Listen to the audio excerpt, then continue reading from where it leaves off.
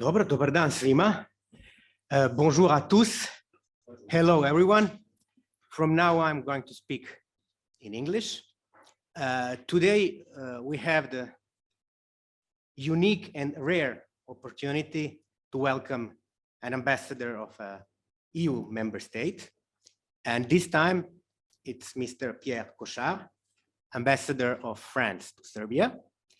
Before giving the floor to him, I will just kindly ask our director, Mr. Đurković, to shortly greet the event. Mr. Đurković, the floor is yours.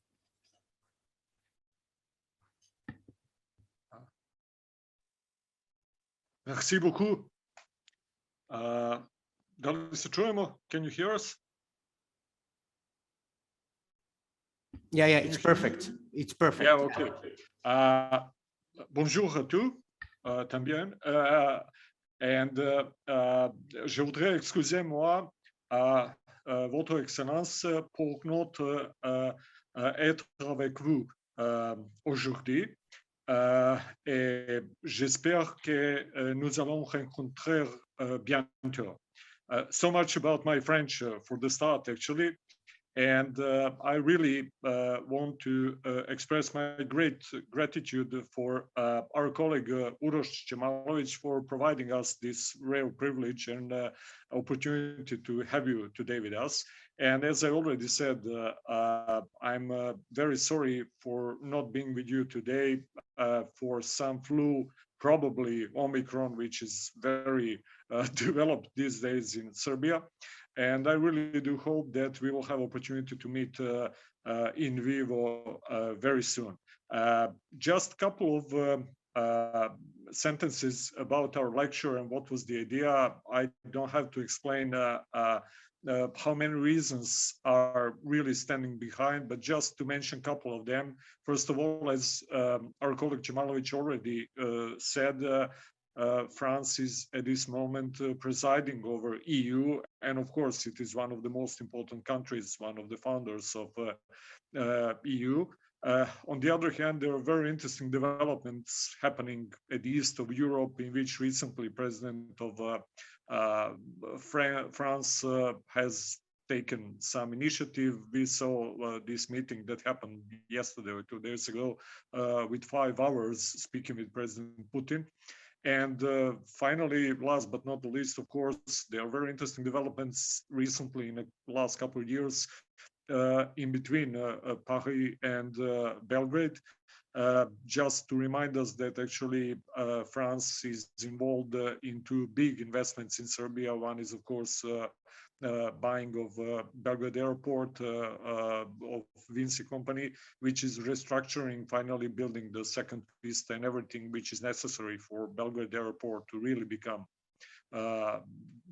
as good as it is necessary. And on the other hand, that French firms will be building the first lines of the Belgrade Metro. So there are a lot of things, and I'm really looking forward for the debate and, of course, the lecture. Above all, thank you very much for coming, and I will enjoy with our colleagues today. Uroš, please. Okay, thank you. So, Mr. Ambassador, the floor is yours. Thank you. Good morning, everybody. Mr. Director, thank you very much for your words of introduction. Uroš, thank you also for this opportunity. I'm honored personally to be there with you at the very beginning of my mission in Serbia, because I arrived recently in November.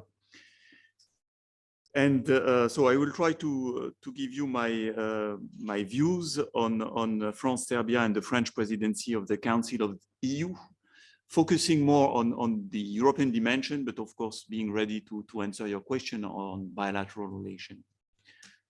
Looking at relations between France and Serbia, I will briefly have a look at where we come from and where we are now, before trying to tell what it means for France to take the presidency and to what extent it is relevant for Serbia. Where do we come from? I will not dwell on the historical dimension, you know it probably better than me, of relation between Serbia and France, but it's relevant also as a background when we speak about Europe.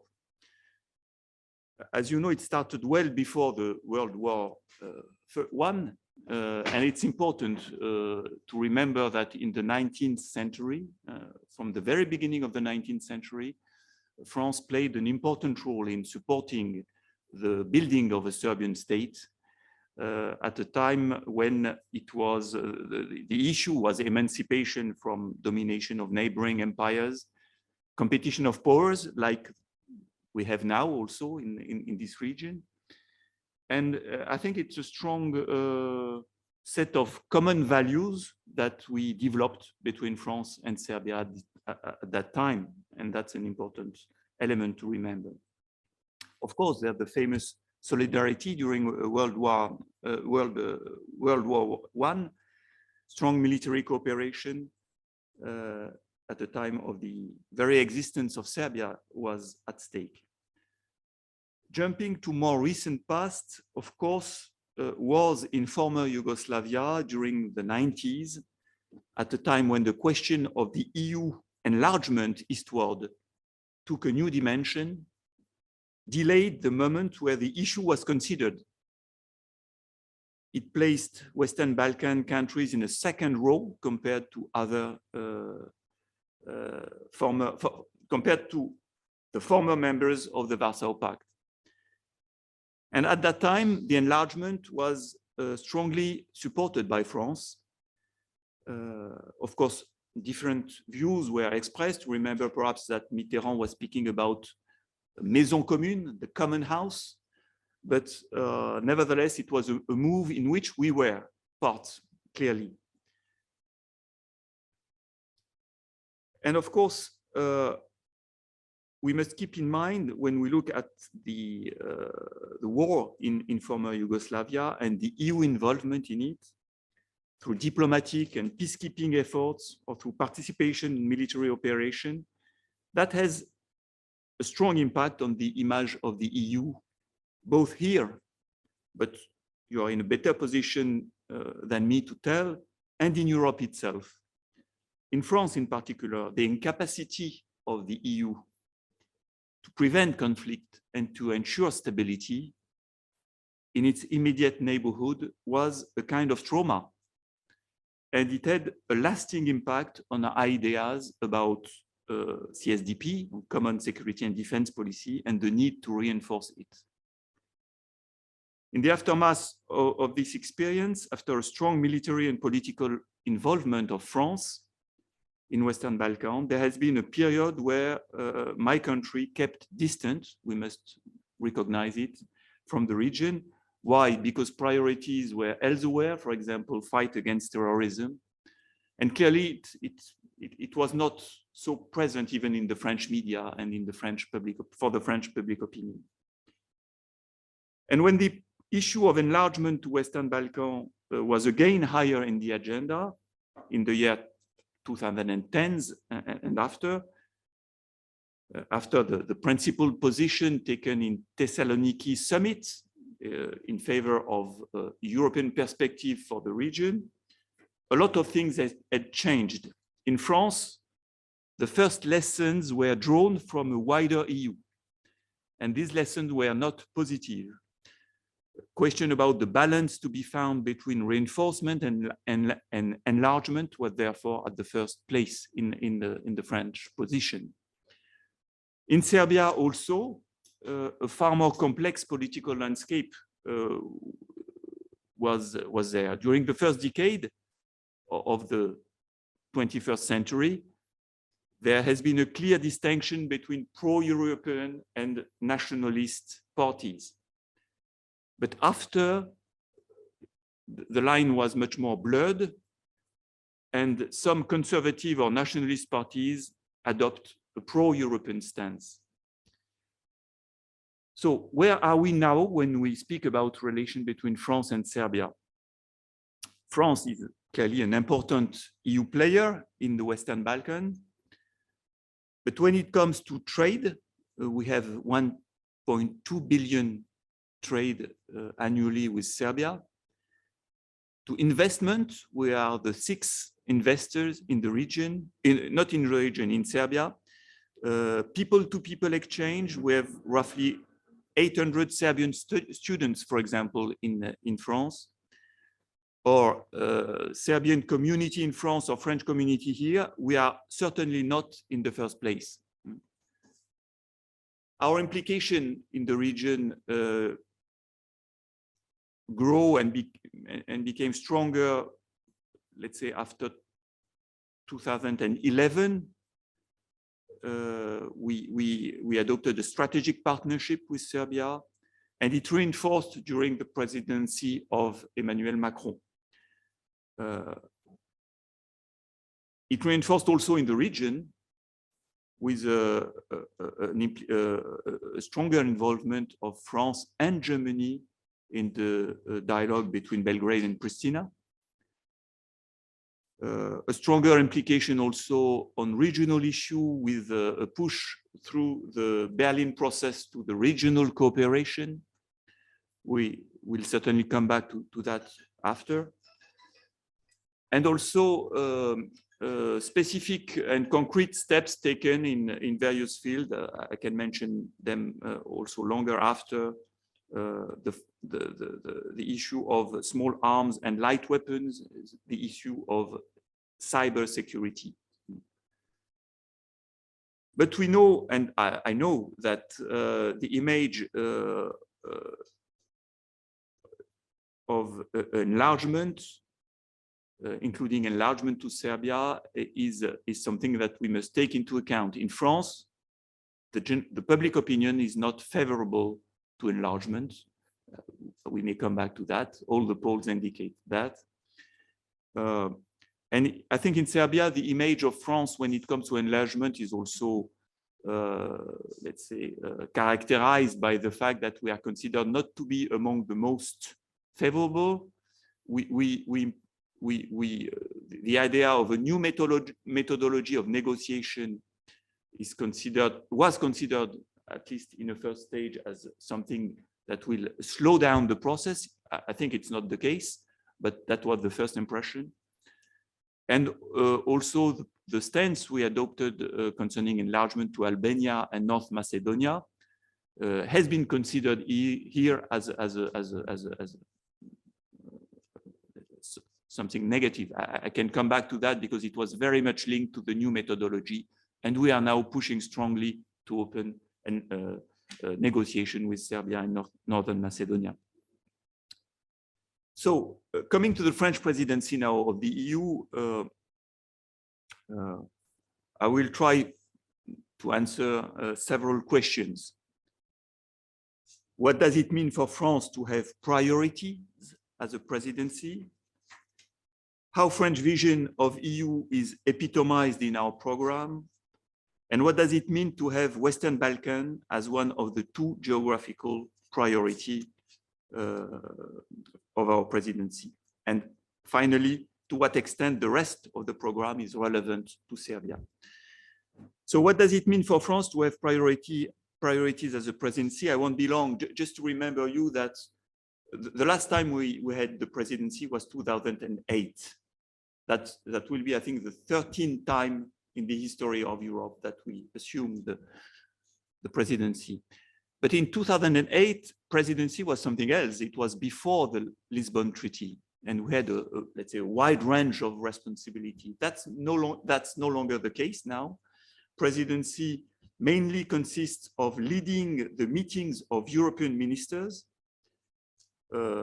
deciding about the agenda, trying to help consensus. So it's, to some extent, a very structured institutional exercise to help also relation between the Council on one hand and the other institution of the Union.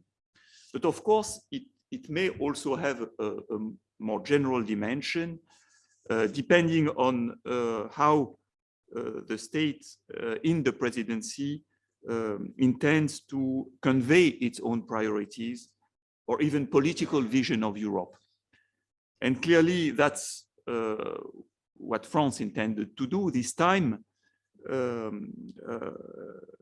I can just mention what President Macron said on the 9th of December during the press conference, where he mentioned the priority. He said, basically, we must define together what Europe will be in 2030. So a very ambitious program to look forward and to define the future of Europe. Second point, how French vision of EU is epitomized in our program. As you know, France is for long convinced that to uphold and advance its unique model, EU must assert its sovereignty, be free to make its own decision, have control over its own destiny, and engage with its partners to address global challenges. So a vision of Europe that is not only, of course, a free market, that is not, you heard probably about this comparison between United States and Europe, Europe being Venus, United States being Mars. And so EU considered, and that was also part of its identity in the 90s, I must say, after the end of the Warsaw Pact and of Soviet Union, the idea that by the simple fact of its internal rules and by the fact, and through also enlargement, EU is exerting its, in a very original way, its role as a power, but not having the traditional tools of a global power. So therefore, the program of our presidency may be summarized around three words. First, strengths. We intend to have a more sovereign Europe, strengthening the Schengen area in line with the European values and its international commitments, building a stronger Europe in the field of security and defense, and taking also action for the prosperity and stability of its neighbors, particularly through its enlargement in the Western Balkans. So that's around strengths, what we want, a stronger Europe. Second important word is recovery, so to continue and to defend the model of growth and economic development aligned with climate goals.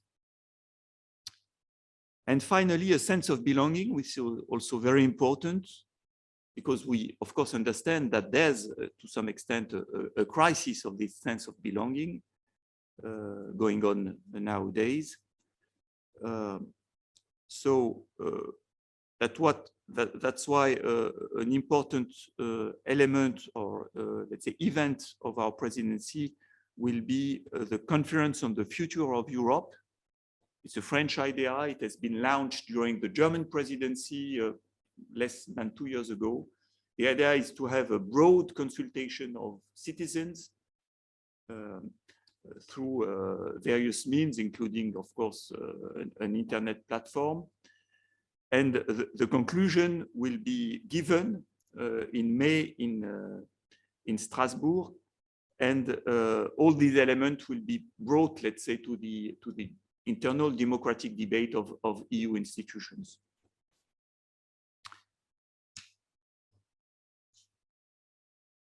Next point, what does it mean to have Western Balkan as one of the two geographical priorities of our presidency?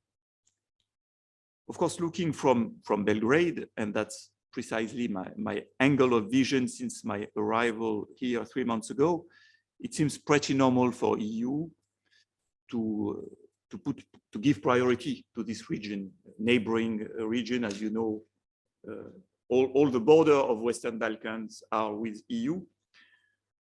But EU is also, of course, a global player with a lot of elements at stake in the world, Indo-Pacific, North Africa, Africa itself, Sahel, where there is, of course, a very difficult situation, Middle East, and so on. So what does it mean, this priority to the Western Balkans? The presidency first, of course, and that's the normal work, will ensure continue negotiation with candidate countries in keeping with the new methodology I was mentioning before. It will support, of course, the EU work in the Western Balkans, promoting far-reaching transformative reform as key areas such as rule of law, democratic institutions, freedom of the press, and economic reforms. So, of course, the momentum is good because Serbia has opened, as you know, a cluster, the cluster 4 in December. And as you know, there is a strong request from official authorities to open a new cluster. So we may discuss that after.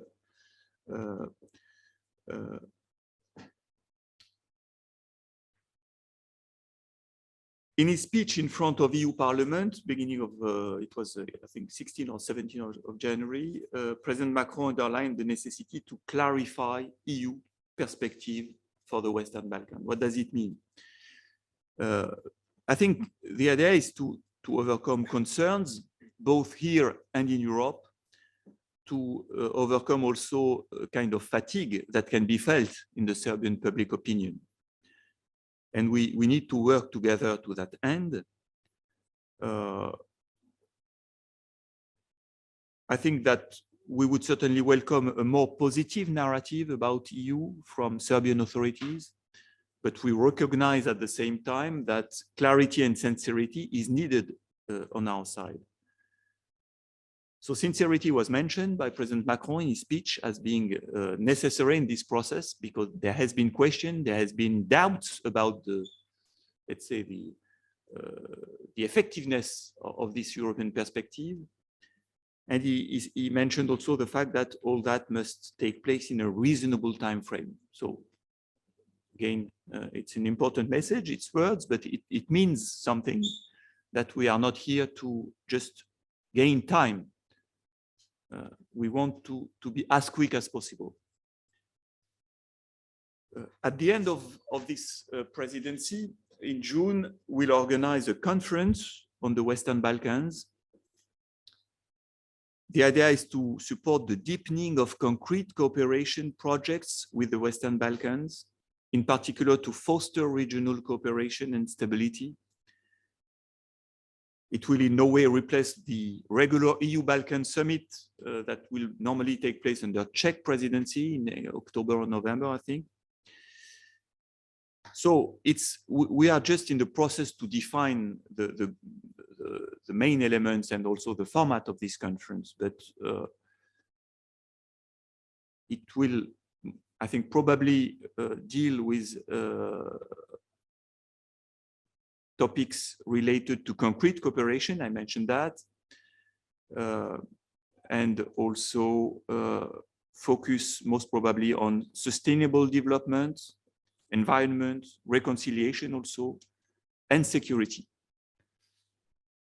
And we'll see if this will be a traditional meeting at the level of head of states and government, or if it will also, like we did in several other occasions in France or in Europe, involve also international institutions, donors that are strongly present here in Serbia to help the country, let's say, reach the European standards in some fields, and maybe also civil society, NGO, we'll see.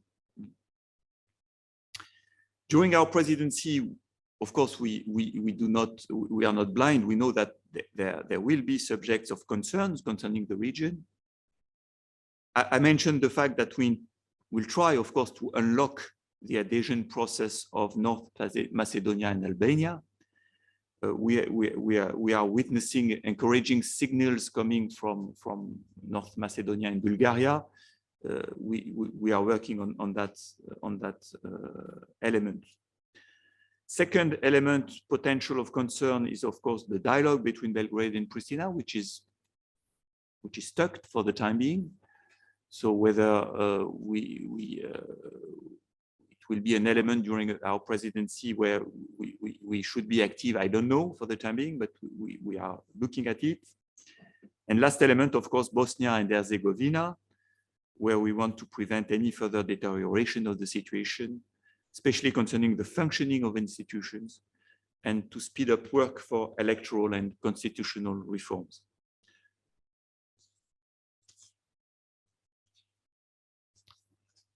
So, last point, to what extent the rest of the program is relevant for Serbia. So I won't enter into too much detail and will be ready, of course, to answer questions. I'm tempted to say that all EU current issues are important for Serbia as a candidate country. But I will nevertheless select some of them and omit others, like, for example, in the field of digital technology, where we intend to adopt during our presidency very important legislation to protect our sovereignty in that field, or also in the social field, for example, the priority is to establish a European legislation on minimum wages.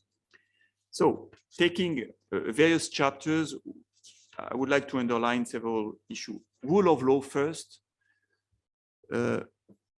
We internally want to push the adoption of a new regulation concerning financing of political parties, the regulation of online political advertising, and the modification of the Electoral Act presented by the Commission in November, last November. We are also committed to reflect on the preservation and promotion of media pluralism and to work on the creation of a European support fund for independent and investigative journalism. As you know, democracy and the rule of law are also under threat in some member states of the EU. As President of the General Affairs Council, France will be responsible for pursuing the Article 7 proceedings, and we will do so by maintaining, of course, an open and constructive dialogue. It's really unlikely due to the delay and especially waiting for the Court of Justice to rule on the validity of the regulation. It's unlikely that the decision will be taken during our presidency, but we will, of course, follow that closely. Concerning justice and home affairs, we'll give priority to entering the improving functioning of Schengen mechanism. As you know, our common borders are threatened by instrumentalization of refugee issue, which is, of course, a serious issue. So we intend to be able to protect EU member states against such behavior, to reinforce also with border guards and aerial surveillance this common border. But the key element in our program is to improve the political governance of Schengen, which has till now functioned much more as a bureaucratic system without impulse coming from the government.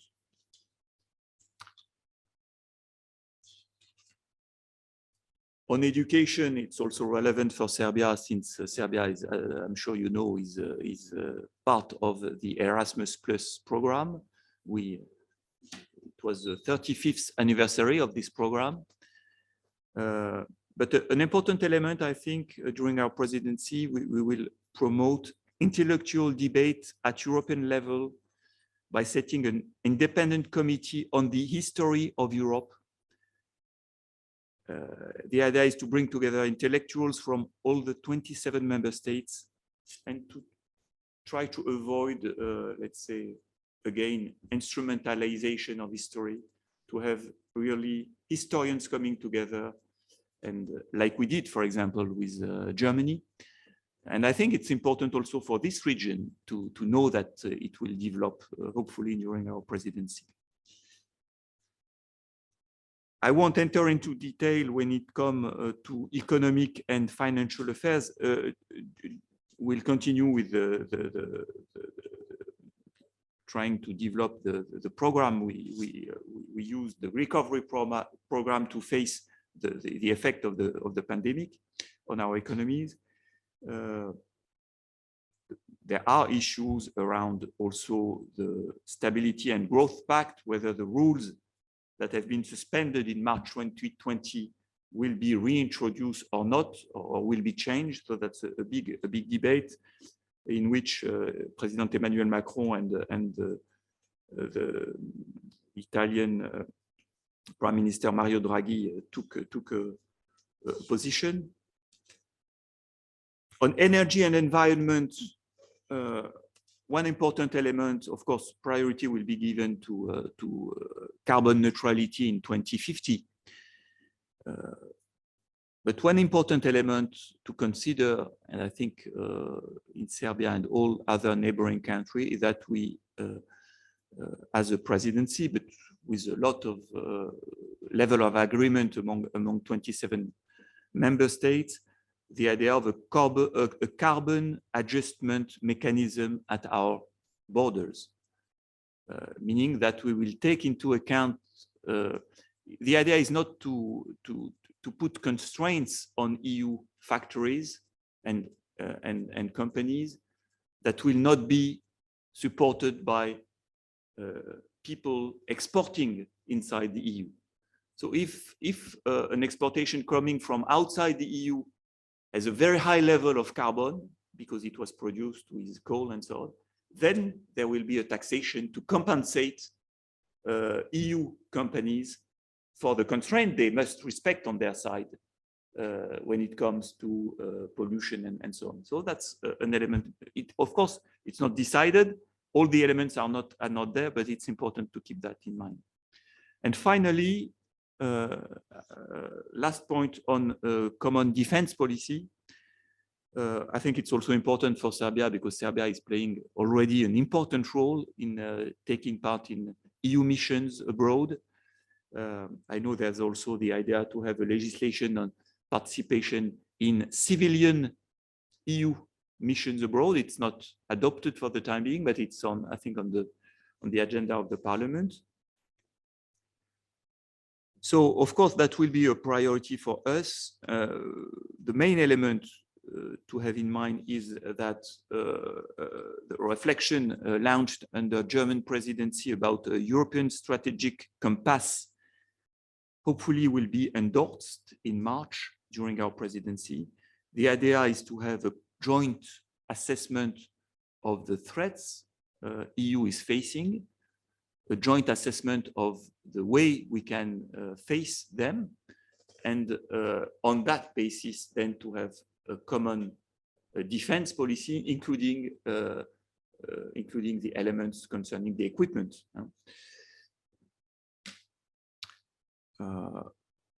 So I don't enter into detail, but we intend also to have a rapid deployment capability of 5,000 men by 2025. It's not new, but something we want to have really done during our presidency.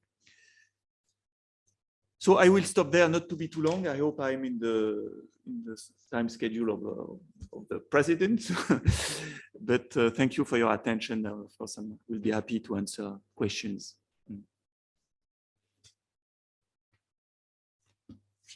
So, Mr. Ambassador, thank you a lot. It was, I hope all of you shared this experience. It was quite enriching because we heard and the issues were treated from like digital transformation to the issue of carbon neutrality. So it was very informative. And I'm really looking forward to hearing all of your questions. I just have two kind requests before we proceed. Even though I can say that at least half of persons present here, I can tell your name and I know you personally, I would kindly ask you to present yourself and institution you come from, if it's not the institution we are at now. And for those who are asking questions online, maybe we will have time to get one or two questions. It would be the best possible option would be to have them in written form so that our colleague can read them to us to proceed more rapidly. And concerning the time, I think that we will have something like up to 50 minutes, almost as long as Mr. Ambassador spoke, to get all your possible questions and reflections. So please, the floor is yours.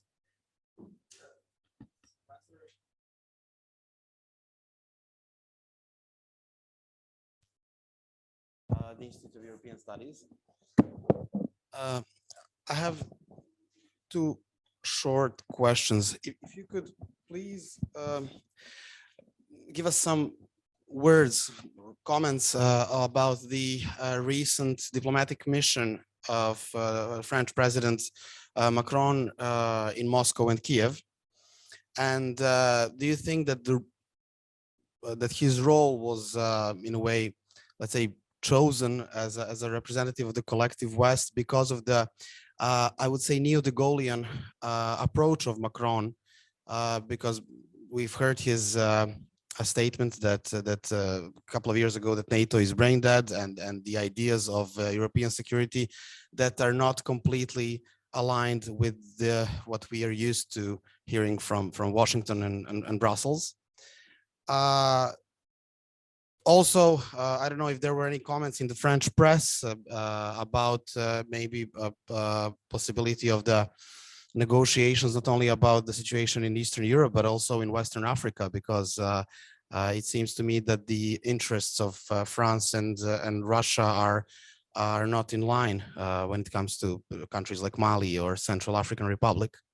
And also, if you could share some words about the French official attitude about the deteriorating state of democracy in Serbia, and the monopolization of press and other really pressing issues that we have ahead of the April elections. Thank you very much.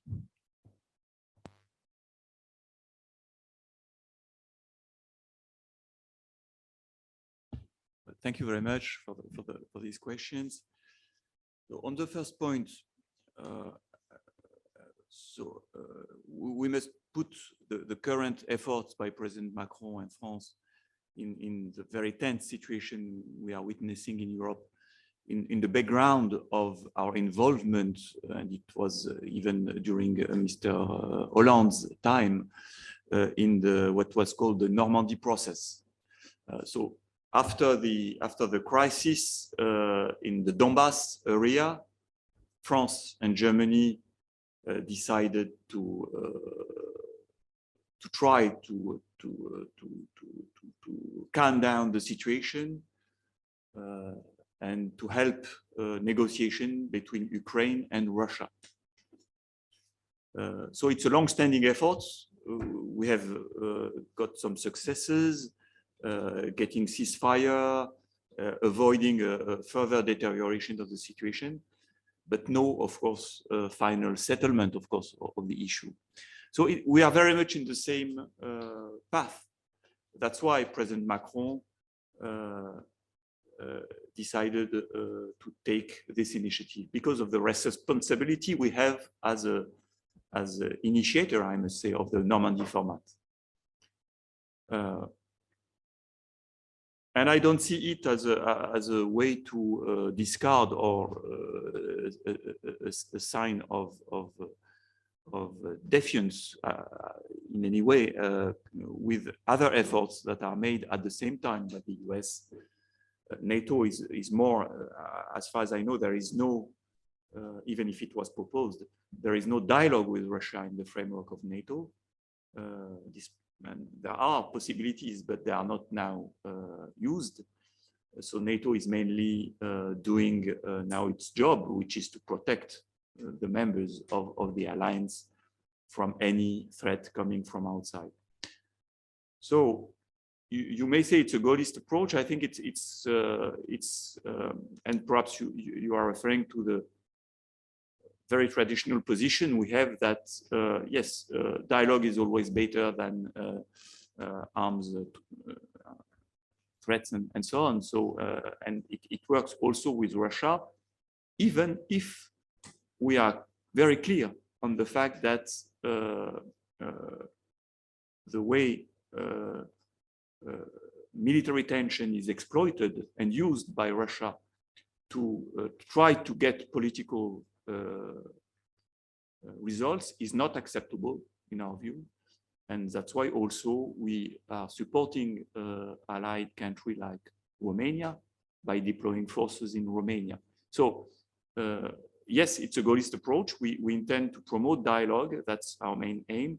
I can tell more now about the results, and we'll, in any case, probably we'll have to wait a few days and perhaps weeks before being able to say that it was useful, or unfortunately it doesn't help enough. But that's, I think, the general idea. On Western Africa, yes, the situation is very difficult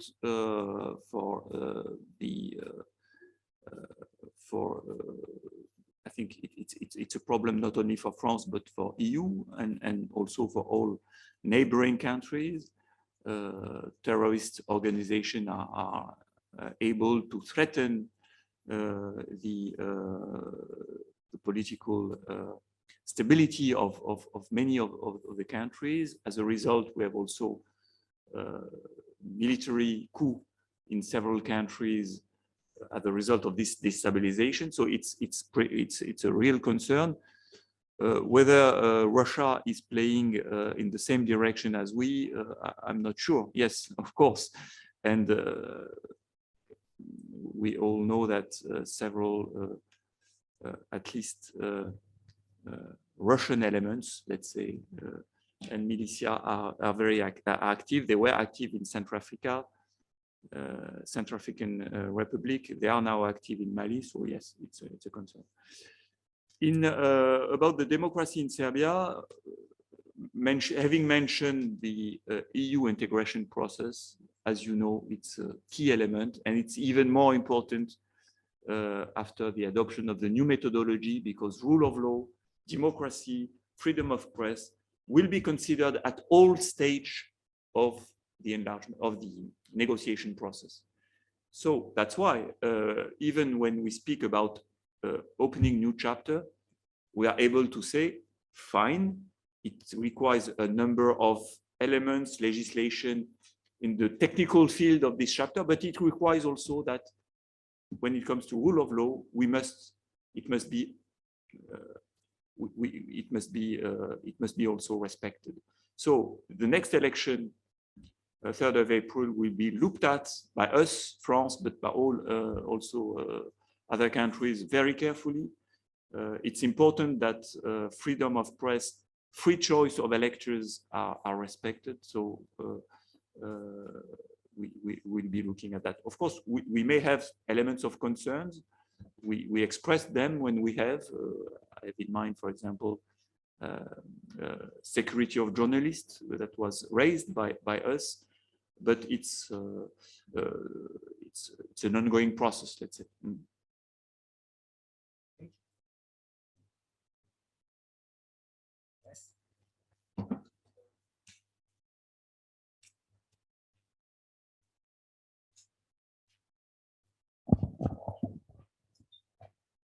Thank you. Your Excellency, my name is Milan Igrutinovic. I'm a researcher here at the Institute. Two questions, but let's focus on the first one.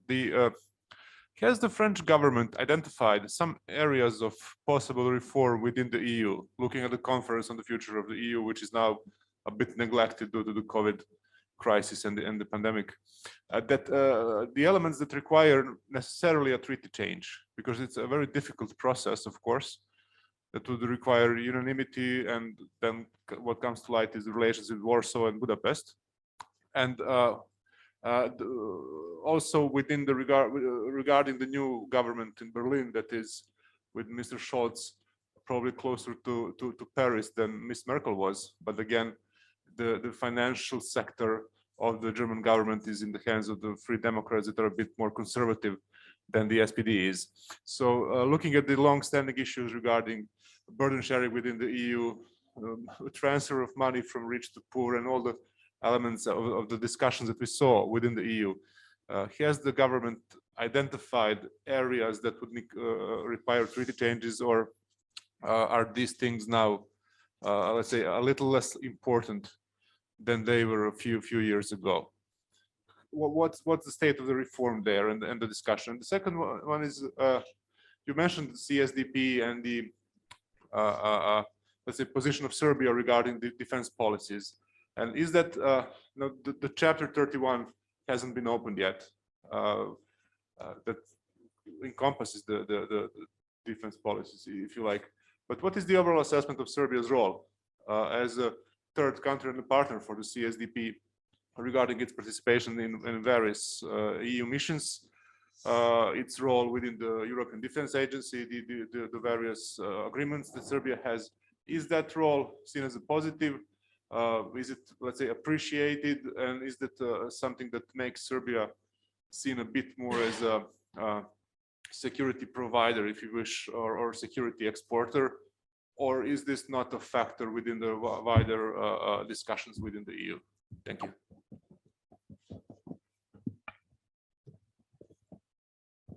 Thank you. Thank you very much. So yes, we'll see what will be the results of this convention on the future of Europe in May. We had same kind or similar kind of consultation in France, specifically in France, with 50,000 young people taking part.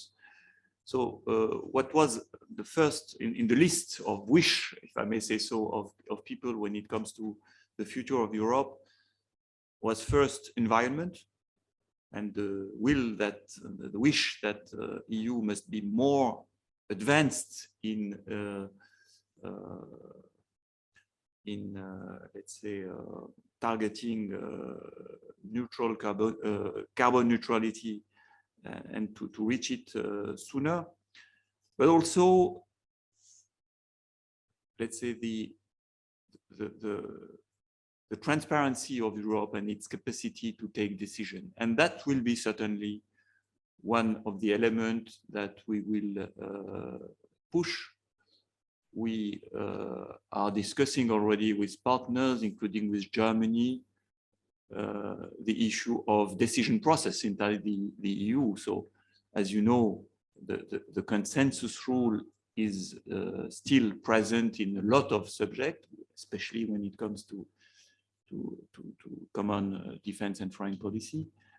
And I think it's normal. It was normal, but it's maybe the situation is ripe now, at least to have a debate about that and to find ways to be more reactive, and including by changing our decision process. That will be certainly an important element. For the rest, I mentioned also the issue, I don't know whether it will come out of the Convention of the Future of Europe, but the Stability Pact is an important element. Whether we will use, and in line with what the experience during the COVID was, more to have more capacity, to have a recovery plan and so on. And also the issue of the specific resources of the European budget. They are limited, as you know now. There's this ability to, which is very important and a step forward, a considerable step forward of the last few months, the ability to borrow collectively in financial market. But let's say the other side of the question is whether we will have, EU may have more resources as such. And I mentioned the carbon adjustment mechanism at the border. Maybe what will come from this tax may be directly affected to EU to increase its ability to do things. When concerning Germany, yes, so we must wait. The new chancellor and the new government is really at the beginning of its mission, but clearly the Germany has had a remarkable evolution during the last years on very important issues concerning European reforms. I mentioned the Stability Pact. I mentioned the ability to borrow collectively, but also I think in the issue of common defense and security policy, where we have made really important progress. So I'm confident that will continue, that maybe perhaps that will maybe be accelerated, and that's a very positive element. Concerning the participation of Serbia in CSDP mission, yes, I can tell you in Paris, but in other EU capitals, it's considered as a very, very positive element, as a signal of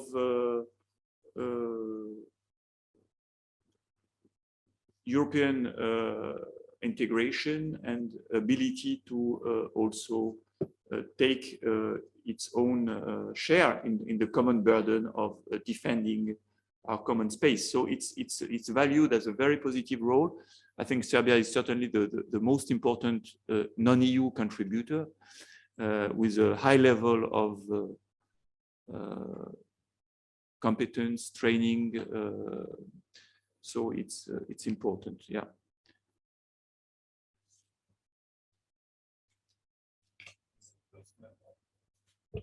Pitam se da li smem da postavim na srpskom i na francuskom pitanja. Može. Evo kolega, ako sami prevedete pitanje na francuski, ja verujem da nema nikog ko ne razume i bar jedan od ta dva. Baš sam pričao sa ambasadorom, rekao general de Gaulle bi se prevrnuo u grobu sad kad bi vidio da se priča na engleskom ovde, ali hteo bi da postavim pitanje vezana za pre svega Zapadni Balkan, znači za predsjedavanje Francuskog, jer mislim da je ono dosta komplikovano u ovih 6 meseci. Prvo, izbori su u Francuskoj, brojem 1. Druga stvar, ova ukrajinska kriza ne poboljšava stvari, a što se nas tiče, znači bilo bi vrlo potrebno da znamo da ovo što govori predsjednik Macron, to je preciziranje tog puta u Evropsku uniju. Da li to podrazumeva konkrétan programme ulaska po godinama. Voilà, alors je vais parler en français là, tout de suite. Excusez-moi, je vais saisir l'occasion de parler en français parce que c'est très rare, malheureusement. Donc, je voulais vous poser la question sur la présidence française et les Balkans occidentaux, puisque la présidence française est quand même marquée par les élections présidentielles en France, d'une part. Donc, ça peut éventuellement un petit peu perturber la présidence. Et deuxièmement, le problème de l'Ukraine. Donc, l'engagement du président Macron pour résoudre cette crise éventuellement, bien sûr. Donc, est-ce que la France aurait le temps de se consacrer véritablement à la question de la Serbie, l'élargissement aux Balkans occidentaux? Est-ce que éventuellement la clarification peut signifier un programme précis, donc, par année, de l'adhésion de la Serbie à l'Union européenne, avec une date limite, donc qui pourrait vraiment clarifier, absolument clarifier l'accession à la Serbie à l'Union européenne. Voilà, merci, monsieur l'ambassadeur. Merci beaucoup pour cette question en français. Je vais répondre de quelques mots en français avant de passer à l'anglais pour vous dire que le plurilinguisme fait partie des priorités de la présidence française de l'Union européenne et donc la défense du français aussi, même si c'est difficile, y compris au sein des institutions européennes, il ne faut pas se le cacher, mais bien sûr, nous considérons que c'est très important. Je passe, I switch to English. So on the first part of your question about the priority of our presidency concerning Western Balkans, yes, we'll have elections in France.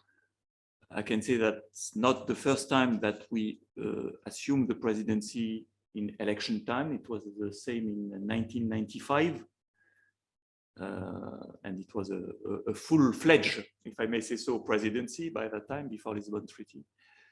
So it's an issue, of course, and I fully understand that the question may be raised, but we are fully involved at the highest level, of course, before the beginning of the official campaign for the presidential election. As you see, our president is able to be present in the international scene, and we will be continuously involved at the level of, let's say, civil servants.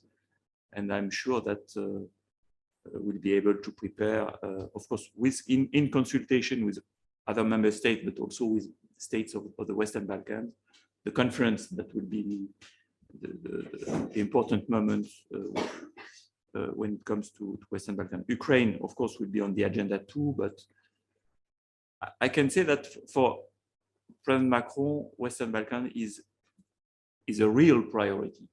It's not only a priority in the speech, it's a real priority. He explained it very clearly due to geographical, historical reason, due to the fact that we are convinced that our people share the same values, basically, due to our history, the history I mentioned before. So that's a priority. And that's not only because it has been mentioned sometimes, a priority dictated by the current geopolitical competition taking place in the Balkans. It's an element we take into consideration, but that's not the trigger of this priority. The priority, the trigger that we think that Western Balkans must, they agree, of course, but in our view, they must join the EU. So what does it mean, clarification? And whether the conference will help to do it. We hope so. Besides, I think we hope that the conference will help give a new impetus to this process, because we clearly understand that there's a fatigue, I mentioned it, in the public opinion here in Serbia specifically, despite the fact that the EU is from far the first provider of assistance, the first economic partner. Even when you come to vaccine, I know there has been, before my arrival, there has been a debate here. We certainly were late, but we are now the main provider of vaccine to Serbia, and we have a strong cooperation also, so that's important. The program of negotiation is already on the table. So clarification is, and with the new methodology, in our view, it's very clear. Everything must be revised and reviewed. That's not because you close the chapter that everything is forgotten. So that's a very demanding program, we understand, but the program is there. And having a date, to set a date, would be very artificial. But again, what the message given on our side by President Macron, and that will be repeated, is that we want the negotiation to go as quick as possible. There is no conditions coming from outside what the candidate countries, and Serbia included, of course, will be able to do. If the path of the reform is quick, then we'll have no problem to have an enlargement in 3, 4, 5 years. No problems. And of course, President Macron mentioned the fact that since we will be in a near future no longer 27, but maybe 30 or 33 members, we must look at the decision process. But indeed, we must look at the decision process even at 27 now. So enlargement adds to the urgency to solve this problem, but it's not, we put no condition, and President Macron has been clear. I know that's an idea that is here often mentioned, that well, you are not in favor of enlargement because you think that first EU must be reformed and we don't know where it will take place. That's not the case. That's two processes, important, but in our view, the two must go as quickly as possible. And that's what I can tell you. Thank you very much. Online questions.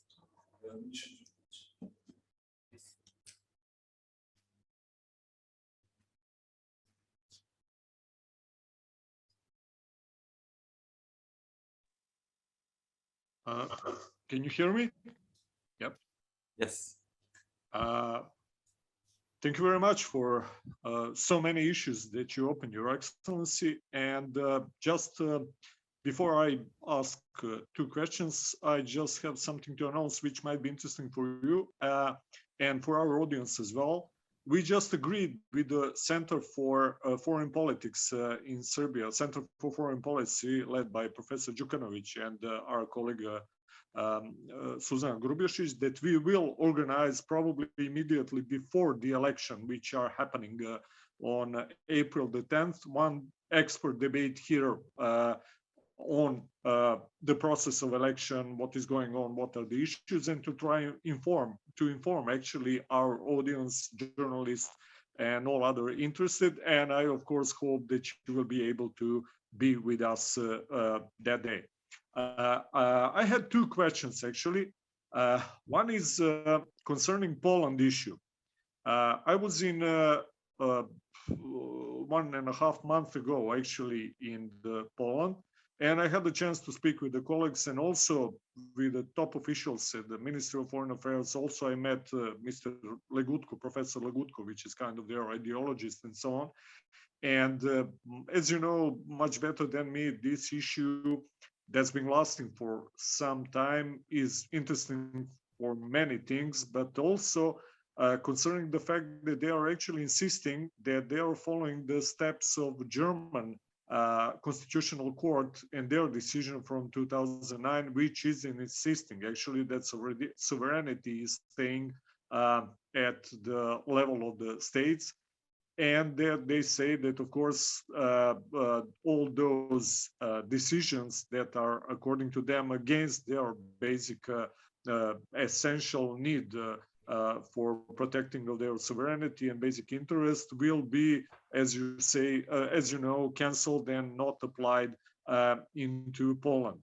I would like to hear your comment and your perception on that, and having in mind the position of the France nowadays as somebody presiding over all those meetings and internal development, and some kind of forecast, if it is possible, about what will be with this, not only concerning the Poland, but general position of the EU toward the Warsaw, especially since you mentioned the Article 7 in your lecture. And the second one is just following the steps of and ideas of our colleague Gajic, which really opened something that is, let me say, more or less common perception at the Balkans.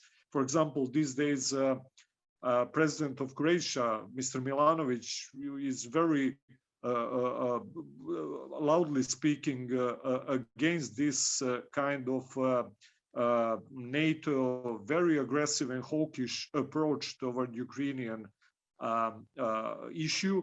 And on the other hand, really from 2008, President Sarkozy and then President Hollande, actually, and up to date, it's really perceived that France, together with Germany, is more or less trying to pacify all these issues and to really protect the common peace at the western border, eastern borders of EU and within general European space. I would just like to add a general perception at the Balkans in the last 10 years, for example, that NATO enlargement, which is the only real thing happening really here, especially with Macedonia or North Macedonia nowadays and Montenegro, and very strong push for Bosnia and Herzegovina and also Serbia, is perceived as some kind of substitution for European integrations, which are completely at stealth at this moment.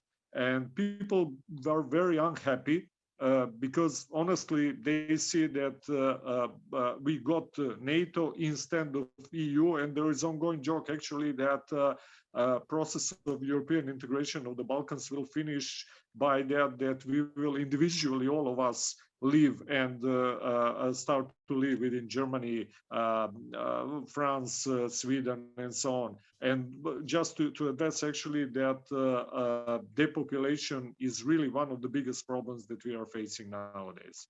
Thank you very much, and I hope to see you again at the next opportunity. Thank you very much for these questions. Concerning Poland, and I'm speaking in front, I'm sure, of people much more expert than I am in international law and the European laws. But it's a basic principle of international law that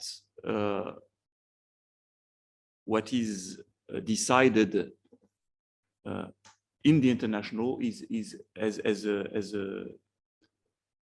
as a higher, let's say, I don't find the correct, but legal force than a decision taken inside the country. We have in the French Constitution an article, I think it's 53, I'm not sure, but saying that, of course, what is decided in a treaty has a value, as a higher value than national laws. And if you have not this kind of principle, all the international, let's say, arena, being international or being European, is weakened, because a state can take a commitment and then say that I'm sorry, but I have an internal decision that is going on the other direction. So what I said in a treaty, what I accepted in a convention, is no longer valid because my parliament has decided. So it's a recipe for instability. And concerning EU, it's really not acceptable, in our view, to say that, well, the Constitutional Court may rule against a decision that has been accepted according to the treaty by Poland or another country. So that's a very, let's say, essential and fundamental issue in our view. And we cannot accept such an evolution again that will fragilize all the edifice of EU. Article 7 I mentioned, we'll see again. I think it's an important element to have introduced conditionality in the recovery plan related to issue of respect of the treaty and the rule of law. And I think that it's something that is clearly understood and accepted by public opinion in Europe, for sure in France, and I think also in Poland. About NATO, again, is NATO hawkish? I'm not sure. We must remember that we are in a situation when it comes to relation between Russia and Ukraine, where a country invaded part of the territory of another country. So it's a very worrying situation. Nobody has waged war to answer this situation, but at least we must consider it as a threat for EU security and for more generally for the peace in the region. So yes, we want to protect peace. Again, we are in favor of dialogue, but we must not forget where we are. And a sovereign country has been invaded, part of it at least, not to mention Donbass, where there is also destabilizing behavior. So that's a real issue for the European peace. the enlargement of NATO, will it be a substitute for EU? Yes, I understand the meaning of the question, and that's true that since enlargement of EU was easier, it was considered to be a way to speed up the process of rapprochement with Western countries. Again, what I can say as a French ambassador and during French presidency of the EU is that for us it's not, we are not speaking about the same issue. Enlargement of the EU comes with a lot of demanding subjects, we understand that, but it covers rule of law, it covers environment, it covers education, higher education, and so on. So it's, in terms of commitment and also implication for the candidate countries, it has nothing to do. It's not unrelated, but it's not the same process as NATO enlargement. And we hope that the EU perspective, if we manage to clarify it, to make it more attractive, may help, let's say, correct the trend of depopulation that you rightly mentioned as being very worrying. As France, we will have a program starting this year of scholarship called, in English, Study in France, Work in Serbia, with the idea to put students in connection with French or international or Serbian companies here, with a kind of with a scholarship, helping them to complete their studies in France in very specific sectors, and then being assured that after that they may find a job in Serbia. So that's not the answer of the depopulation problem, but at least it shows that we take it into consideration, and we want also to help Serbia keep its population and its youth here in the country. Okay, dear colleagues, it seems that we have time for yet another quick question from one person or two, and then again, rapid answers to them, if any. Yes, please, the floor is yours. I don't see it. Yeah, Jelica Minic from the European movement in Serbia. I have two questions.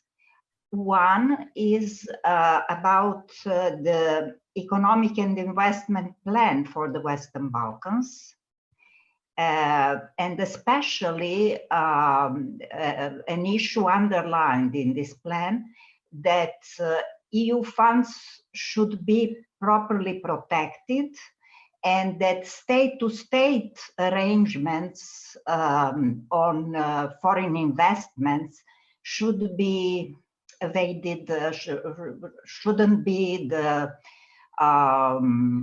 coverage for big investments in Serbia and in the Western Balkans. And second question is, did you probably develop an appropriate strategy for increasing soft power in the region and in Serbia specifically? Thank you.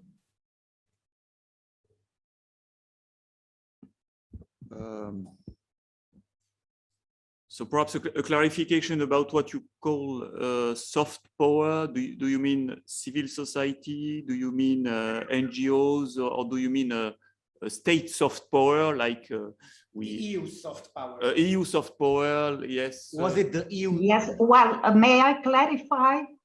Yeah, because yes, in all relevant documents from the Berlin process, EU Western Balkans meeting, then enlargement strategy, progress reports, we have the problem of communication, that the Western Balkan countries are not properly communicating their aspirations to join the European Union. And on the other side, that EU doesn't have appropriate communication strategy in the region.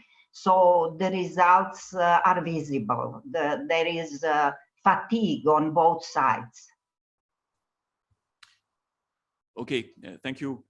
So I will start with this point. Perhaps I can only agree with you that when you compare again the level of commitment of EU countries and of EU as such in the Western Balkans and also in Serbia with the image of EU, there's a problem most probably of communication, of understanding. So I think we must admit that responsibilities are shared in that problem. Again, we probably do not insist enough on what we do, projects financed by EU, experts given by EU or EU member states in various structures, support given by EU to civil society and by member states also, and so on and so forth.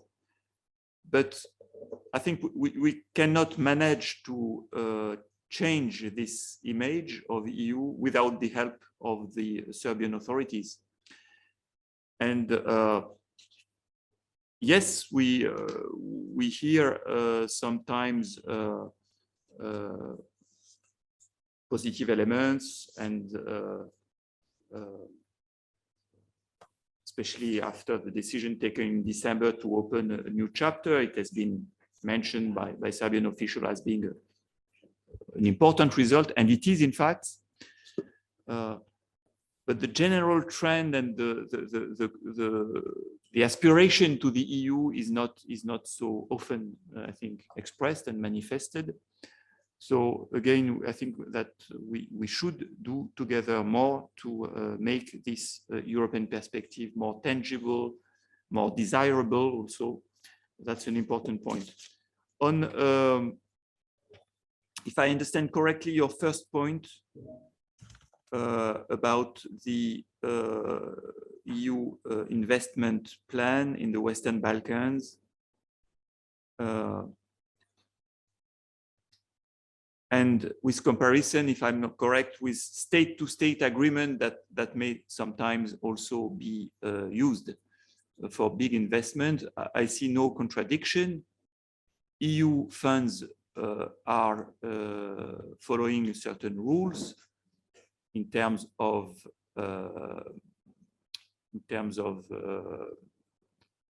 competition, in terms of tenders, and so on.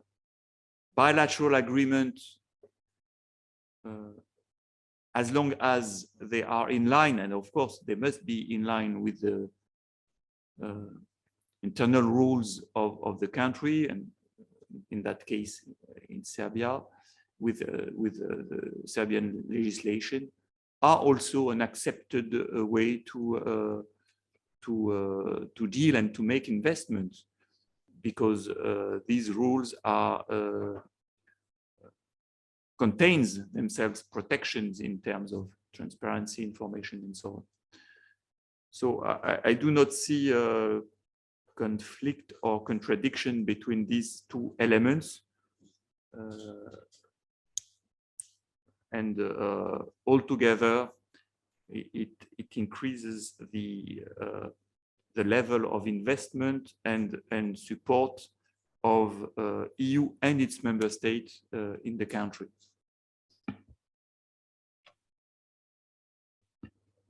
So is there a time for one question? Maybe, please, more?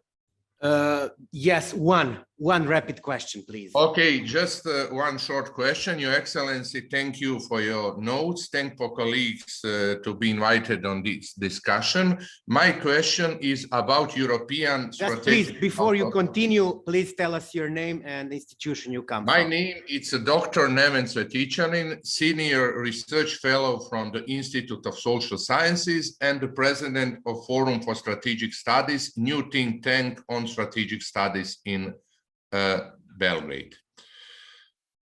So I have one short essential question about European strategic autonomy, idea which is most promoted from France and from time of Charles de Gaulle and his attempt to build Europe from Atlantic until Ural, France always pushed this idea. So my short question is European strategic autonomy, or could European strategic autonomy be reality? Mentioning in mind NATO and the influence of United States of America in Europe, or it's just a dream of some kind of ethic idea, normative idea for dealing in the European foreign affairs defense? So what is your opinion on European strategic autonomy, or maybe predictions in which directions in the coming years European strategic autonomy will be developed? What will be for us in the Balkan important, because we are traditionally, we traditionally support that direction, the holistic direction of Europe. Thank you in advance. Thank you. That's indeed a very important topic of our presidency, but it's also a long-standing French position that EU should become more a global player, let's say, and do so with autonomy and with a strategic vision. First of all, since you mentioned US, we do not consider, and we are convinced that US do not view this idea of strategic autonomy as something directed against the relation we have with this country. We have witnessed during the past years a strong message coming from Washington asking for more, to some extent, more strategic autonomy of the EU. More, speaking about border sharing is precisely speaking about that, saying that EU countries must have a stronger share in their defense, and therefore in terms of budget, but also in terms of decision, notwithstanding the whole kind of ways we have to consult and to coordinate with our allies, including with the US. So there is, of course, no contradiction. The contradiction is perhaps between countries like France that think that the best way to act together with the US is also to have our own ability and our own defense capabilities, and the other countries that consider that only the US protection and shield is realistic. We do not consider that as being a correct position, and we think that we must have this ability. But strategic autonomy is not only about defense or foreign policy, it's also about economy. And that's why, speaking about the economic growth model we want to defend, we have the question, for example, and more present in our debate among 27 countries, the question of strategic industries we must protect in Europe or even repatriate from elsewhere, Asia, for example. It's the case when it comes to computer chips. but several other subjects are also at stake.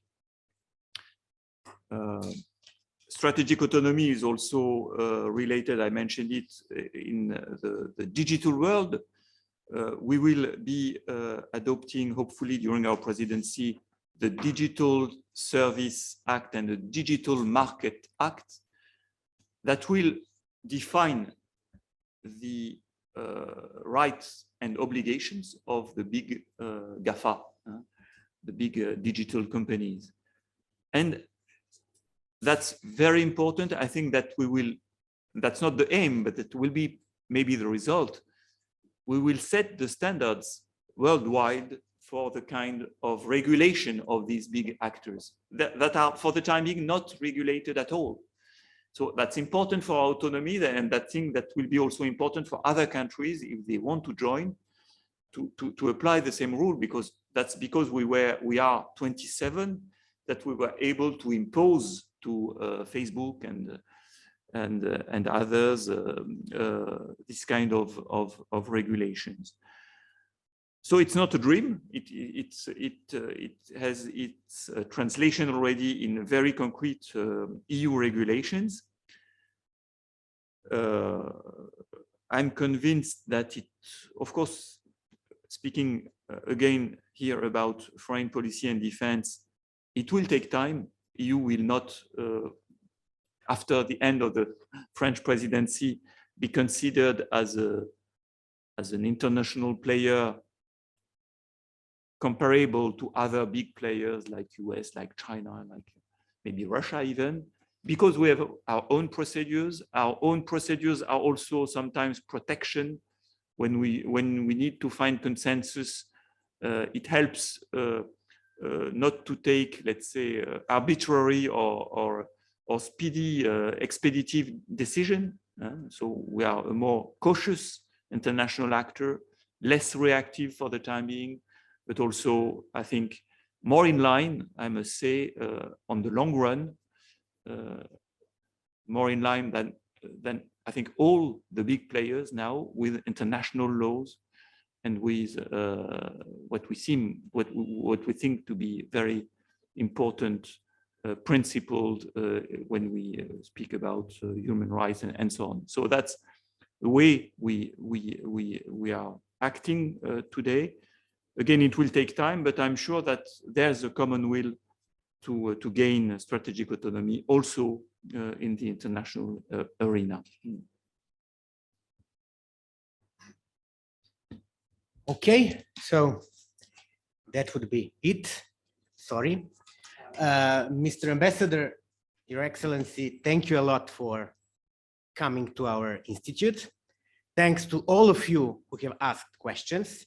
And also thanks to Mrs. Minic and Mr. Cveticanin, who considerably contributed to the quality of this discussion we had.